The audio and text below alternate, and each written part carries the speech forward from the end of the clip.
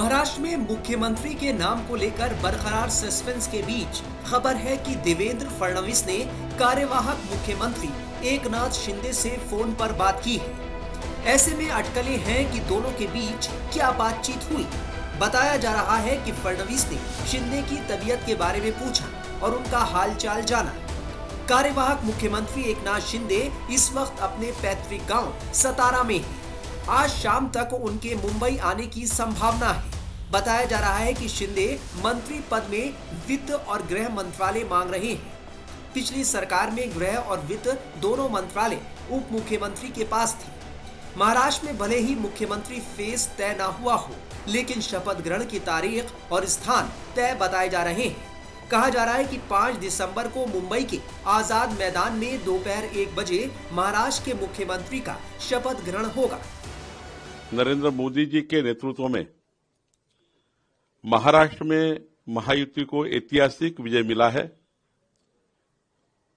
आज तक सबसे बड़ा मैंडेट महाराष्ट्र में महायुति को मिला है और महायुति सरकार का शपथ ग्रहण समारोह माननीय पंतप्रधान नरेंद्र मोदी जी के उपस्थिति में मुंबई के आजाद मैदान पर 5 दिसंबर 2024 को 5 बजे होगा और जो महाराष्ट्र की जनता इस ऐतिहासिक शपथ ग्रहण समारोह का इंतजार कर रही थी, वो इंतजार अब खत्म हो गया। मैं महाराष्ट्र की जनता को बहुत बहुत शुभकामनाएं देता हूं। वहीं मुख्यमंत्री का नाम फाइनल नहीं होने पर शिवसेना उद्धव गुट ने बीजेपी पर हमला बोला है। राज्य में मुख्यमंत्री नहीं है, अब तक मुख्यमंत्री चेहरे को लेकर जो है महायुति में नाम नहीं डिक्लेयर किया है अभी तक। किस तरीके से देखते हैं? 20 तारीख को चुनाव हुए थे, 23 तारीख को नतीजे आए थे। आज हम 30 तारीख को बात कर रहे हैं। करीब करीब 7 दिन बीत गए। एक बचपन से कहावत सुनी थी कि बीर भर की खिचड़ी हुआ करती थी जो कभी पकती नहीं थी। जब उस खिचड़ी के बारे में पूछा जाता था तो यही होता था कि खिचड़ी भी पक रही है। ये कौन सी खिचड़ी पक रही है जिससे महाराष्ट्र के 13 करोड़ जनता को नुकसान हो रहा है?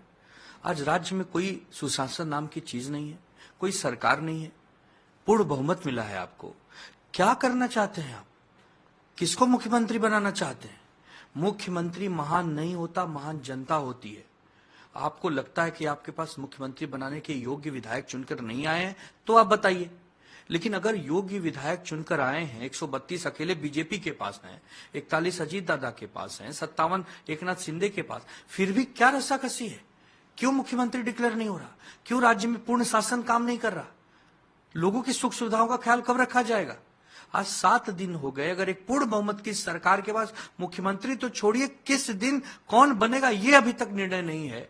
और हम विपक्ष में होकर इनसे सवाल पूछें तो ये हम पर ही बरसे, तो ये तो अच्छी राजनीति नहीं है। हम नहीं समझ पा रहे हैं कि क्या इनकी प्लानिंग चल रही, क्या इनकी योजना चल रही है, क्या करना चाहते हैं। अरे राजस्थान में आपने मुख्यमंत्री डिक्लेयर कर दिया था, मध्य प्रदेश में आपने डिक्लेयर कर दिया था, छत्तीसगढ़ में कर दिया था, उड़ीसा में कर दिया था। केवल महाराष्ट्र के साथ ही सौतेला व्यवहार क्यों? क्या चाहते हैं आप कि जीवन भर मुख्यमंत्री न रहे महाराष्ट्र में, मनमानी चले? केंद्र शासन करना चाहते हैं, केंद्र शासित करना चाहते हैं हमारे महाराष्ट्र को? क्या करना चाहते हैं? खुलकर बताइए। जनता पूछ रही है, पत्रकार पूछ रहे हैं, साहित्यकार पूछ रहे हैं, तमाम संगठन के लोग पूछ रहे हैं, पर किसी के पास कोई जवाब नहीं है। दुर्भाग्य है कि आज 7 दिन के बाद मुख्यमंत्री का नाम घोषित नहीं है। महाराष्ट्र में मुख्यमंत्री के नाम पर सस्पेंस के बीच कांग्रेस महायुति को घेर रही है। ऐसा कोई बड़ी बात नहीं है। सस्पेंस क्यों बना रखा है कई दिनों से, और कई दिनों से कभी दिल्ली में मीटिंग, कभी महाराष्ट्र में मीटिंग। ये नौटंकी मेरे समझ में नहीं आ रही है। इनकी हिम्मत नहीं है, एनसीपी और शिवसेना की हिम्मत नहीं कि ये आंख उठा करके देख लें, क्योंकि 70,000 करोड़ का आरोप तो अजित पवार के ऊपर लगा हुआ था और शिंदे ने 100 50 करोड़ रुपए देकर के एमएलए खरीदे थे। वो सब मामले तो उनके पास है ही हैं, तो जो हुक्म करेंगे वैसे होगा। और मोस्ट प्रोबेबली मुख्यमंत्री डिसाइडेड है, पहले से भी डिसाइडेड था। बीजेपी सत्ता में आएगी, अब बीजेपी का मुख्यमंत्री होगा, चुनाव के पहले ही था। तो लेकिन जनता को मूर्ख बनाने के लिए या कंफ्यूजन पैदा करने के लिए नौटंकी किया ये सब। लेकिन पहले से ही जग जाहिर था, जो समझदार लोग हैं, कि बीजेपी का ही मुख्यमंत्री होगा। बस से डिप्टी सीएम होगा और बीजेपी का सीएम होगा। और ये पहली बार नहीं है, जब डिले था 1999 में 1 महीने के लिए सरकार जो है फॉर्मेशन हो रही थी। अब डिले भी पता नहीं क्यों कर रहे हैं, वरना एक बार घुड़की दे दें तो मजाल है कि ये दोनों इधर से उधर हो जाए। लेकिन ये नौटंकी किया है और ये तो पहले से तय था कि ऐसा होगा। हाँ, एक बात है कि बार्गेनिंग करने में वो दोनों बड़े माहिर हैं, तो बार्गेनिंग करके थोड़ा बहुत और ज्यादा ले लिया होगा, वरना डिप्टी सीएम की पोस्ट नहीं आती। सर महाराष्ट्र से तो एक्सप्लेन करें, गलत है। जो आरोप हमने लगाया है कि 1 घंटे के अंदर इतने वोट बढ़े हैं, और इसका क्या, जब 5 बजे तक 55% वोट है, दूसरे दिन 67% वोट हो गया, तो इसका क्या एक्सप्लेनेशन? उधर कांग्रेस के वरिष्ठ नेता जयराम रमेश ईवीएम को लेकर सवाल उठा रहे हैं। ईवीएम से हमारे जो सवाल रहे हैं ईवीएम के बारे में, हम उसका नजरअंदाज नहीं कर रहे हैं, पर ईवीएम चुनावी प्रक्रिया का एक अंग है।